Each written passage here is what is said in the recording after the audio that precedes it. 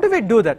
There's a very famous algorithm called the a priori algorithm, which performs such a discovery process, that is a discovery process for all frequent item sets in a very efficient manner.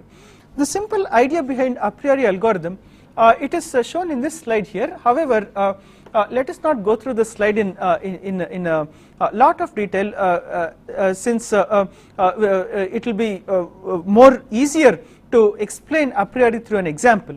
The idea behind a priori algorithm is that the essential idea behind an a priori algorithm is that, suppose I have any n element item set. Let us say suppose I have any 5 element item set that is interesting or that is frequent. Okay, so if this 5 element item set is frequent, then then all subsets of this item set should also be frequent.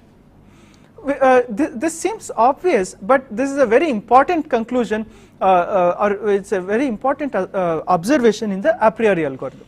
That is, if I discover the set of all 1 frequent item sets, that is the set of all item sets of size 1 which are frequent, then there is no need for me to look at other item sets when I am looking for 2 frequent item sets.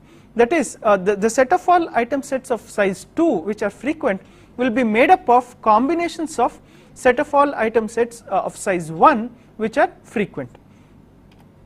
So let us illustrate the process of a priori with an example. Let us take our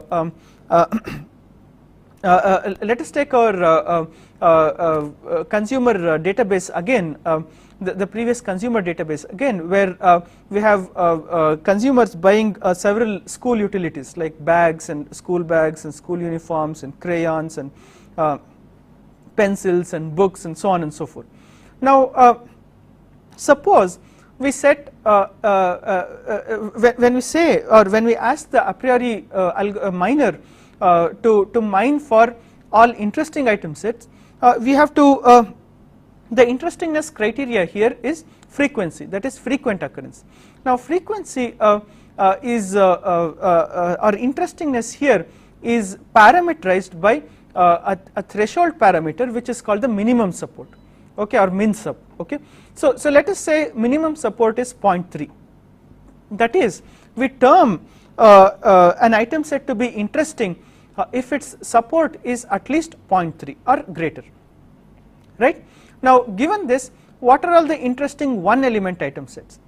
What does it mean to say what are all the interesting 1 element item sets? Which 1 element item sets occur at least at a rate of 30% or more? Okay, now this database here, or this data set here, has a total of 10 rows.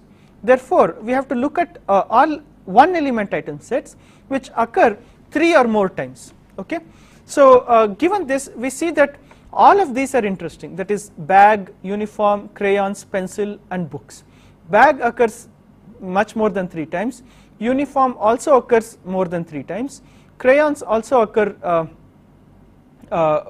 more than 3 times, and so on. Okay, so all of these elements here occur more than thrice, which therefore all of these 1 element item sets have a minimum support of 30% or more. Okay, now from this, suppose we have to look at the set of all interesting 2 element item sets. Okay, now how do we build the set of all interesting 2 element item sets?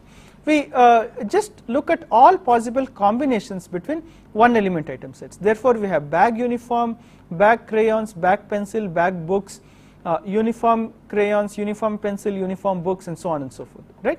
Now out of this, for each such 2 element item set that have been created, we have to see how many times they occur in this data set. Okay, now we see that it's only these set of combinations which have a minimum support of 0.3 or more. Okay, so for example, bag uniform, bag crayons, bag pencil and bag books, all of them along with bag are interesting. However, let us say uniform and books is not interesting, that is it doesn't occur more than thrice. Let us say how many times uniform and book occurs. Uniform and books occur once, okay, and second one twice here. Okay, so they occur only twice, but we need a minimum support of 3 times. Okay, so that's not interesting. Similarly,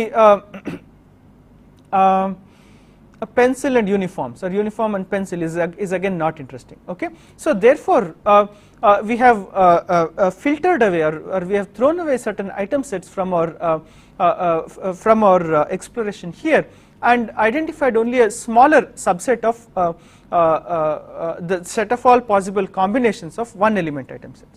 Now from this, if we have to look for all 3 element item sets, we have to generate the set of all candidate 3 element item sets. What are the candidate 3 element item sets?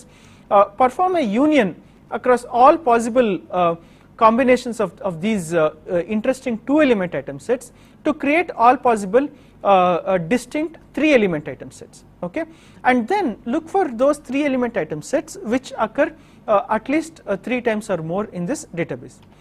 Given that we see that there is only one 3 element item set, that is bag, uniform and crayons, that is interesting, that is that occur at least 3 times or more, or that has at least that has a support of at least 30% in this data set. Right. So as you can see, the a priori algorithm, you can visualize the a priori algorithm in the form of let us say an iceberg. Okay, such queries are also called as iceberg queries when given onto databases. That is, at the base there are a large number of one element item sets, but once we start combining them together, we start getting smaller and smaller numbers of combinations, and we peak out at a very small number of large item sets which are frequent. So the beauty of the a priori algorithm is that for every pass it does not need to go through the entire data set. It does not have to parse through the entire data set. It only needs to consult results of the previous iteration, or results of the or item sets that are of one element 1 lesser than the present iteration, in order to construct candidates for the present iteration.